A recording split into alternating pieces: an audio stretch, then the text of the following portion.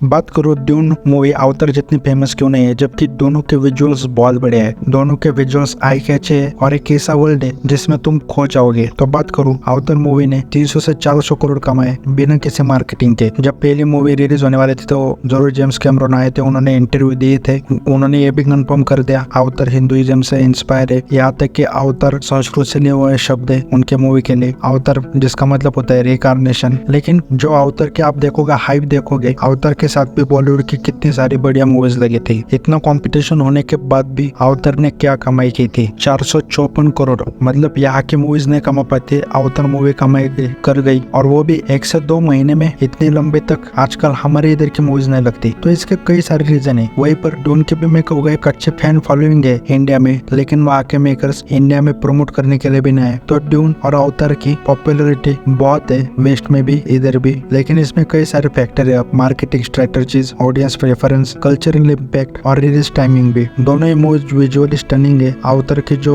3D technology है, जो एक वर्ल्ड बिल्डिंग है, मतलब अलग ही एक्सपीरियंस है। वही पर जो ड्यून की सिनेमेटोग्राफी है, विजुअल्स है, और ऊपर से इसे प्रेज किया जाता है इसके एडेप्टेशन के लिए। मतलब जो ये साइफर नॉवेल पर बेस है, जिस नॉवेल को बहुत कल्ट क्लासिक माना जाता है, उस नॉवेल को इसने बहुत बढ़िया तरीके से एडेप्ट किया लाइव एक्शन में। लेकिन कई कारणों की वजह से ये इंडिया में अवतार जितने फेमस नहीं हो पाई। देखने जाओगे तो दोनों के विजुअल्स बहुत बढ़िया है, लेकिन अवतार की सबसे पहले कहूँगा अवतार 1 जो आई है उसने लिटरली रेवोल्यूशन लाया था। उसने ही ये 3D की मूवी चालू की है। और नो डाउट जब मैं अवतार 2 देखने गया था तो पूरा हॉल फुल था। वहीं पर ड्यून के समय पूरा हॉल खाली था, क्योंकि अवतार की स्टोरी लाइन देखोगे बहुत सिंपल है और विजुअल पर ज्यादा ध्यान दिया गया है। वहीं पर ड्यून की स्टोरी जो है वो भी सिंपल है, लेकिन उसमें बहुत सारा पॉलिटिक्स है और मूवी बहुत बीच में स्लो चलती। पिछले कुछ समय से सोशल मीडिया की वजह से अटेंशन स्पैन कम हो चुका है, तो उसके वजह से भी केवल ऐसा लगता है। लेकिन वो तो अवतार के साथ भी हो सकता था। लेकिन जेम्स कैमरन स्टोरी बहुत सिंपल रखते हैं। मतलब अवतार की स्टोरी देखोगे हम कई बार देख चुके हैं, फिर भी हम देखने गए थे उस मूवी को उसके विजुअल्स के लिए, उसकी CGI के लिए। अब बात करूँ ड्यून की फिर से, तो ड्यून मैंने कई बार देखने की कोशिश की थी, लेकिन मैं समझ नहीं पा रहा था कि इसकी इतने हाइप हुए। तो फाइनली मैंने बुक्स पढ़ने के बजाय बुक्स का नॉलेज लिया, कई सारे एक्सप्लेनेशन वीडियो देखे, और नोट आउट ड्यून का जो वर्ल्ड है वो बहुत बढ़िया है। इसके बाद मैंने फिर पहला पार्ट देखा जो मुझे बहुत पसंद आया। बाद में जब मैंने उसे समझा तो ड्यून 1 का ये है कि आपको सिर्फ ये देखना नहीं है, इसकी स्टोरी समझनी है। तो मुझे इसमें समझ आया कि इसमें एक रिलीजन कॉन्सेप्ट को देखा है। मैंने उस मूवी को समझा